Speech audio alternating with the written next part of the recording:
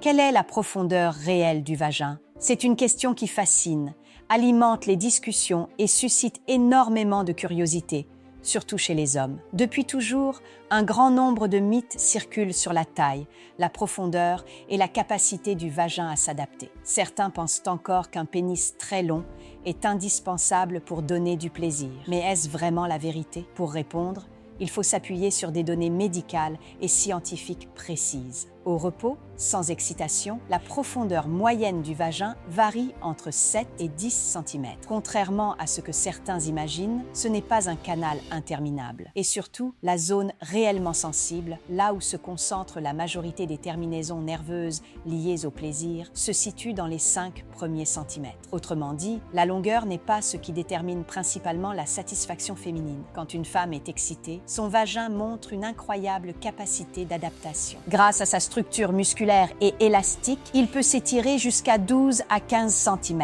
C'est ce phénomène qui permet par exemple le passage d'un bébé lors de l'accouchement, ce qui serait impensable sans cette flexibilité. Cependant, il faut comprendre que plus grand n'est pas forcément synonyme de mieux. Un pénis trop long peut provoquer des gênes, des douleurs et même des micro-lésions au niveau de la muqueuse. La zone proche du col de l'utérus est la plus extensible, mais aussi l'une des plus sensibles, et une stimulation excessive peut causer de l'inconfort au lieu du plaisir. Chaque femme a un canal vaginal unique. Certaines ont une profondeur un peu plus grande, d'autres un peu plus petite, et cette variation est parfaitement normale. En moyenne, le vagin peut gagner 3 à 5 cm supplémentaires en cas d'excitation, mais il existe toujours une limite. C'est pourquoi l'idée qu'un pénis doit mesurer 18 ou 20 cm pour combler une femme est un mythe, souvent propagé par la pornographie. En réalité, ce qui compte bien plus, ce sont les zones externes,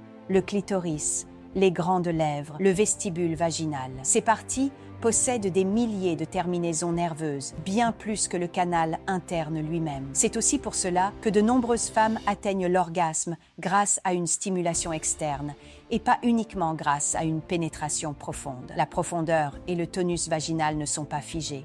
Ils évoluent avec le temps. L'âge, les grossesses, les accouchements ou encore les changements hormonaux peuvent modifier l'élasticité et la fermeté. Mais la médecine propose aujourd'hui plusieurs solutions. La rééducation du plancher pelvien avec un kinésithérapeute spécialisé, les traitements hormonaux, certaines chirurgies correctives ou encore des technologies modernes comme le laser vaginal. Ces interventions permettent de restaurer le tonus, améliorer la lubrification et renforcer la santé intime. Comprendre la réalité de l'anatomie féminine, c'est briser les idées reçues. C'est aussi donner aux couples des attentes plus réalistes et plus saines. Le plaisir ne se mesure pas en centimètres, mais en connexion émotionnelle, en confiance mutuelle et en communication ouverte. Si un rapport sexuel provoque douleur ou inconfort, il est essentiel de consulter un gynécologue pour les femmes, un médecin spécialisé pour les hommes. Retenons ceci, le vagin est un organe d'une adaptabilité remarquable, mais la taille n'est pas ce qui crée le désir. Ce qui compte vraiment, c'est l'attention, l'écoute, la complicité et le respect. La prochaine fois que quelqu'un évoquera des mesures exagérées, rappelle-toi, une sexualité épanouie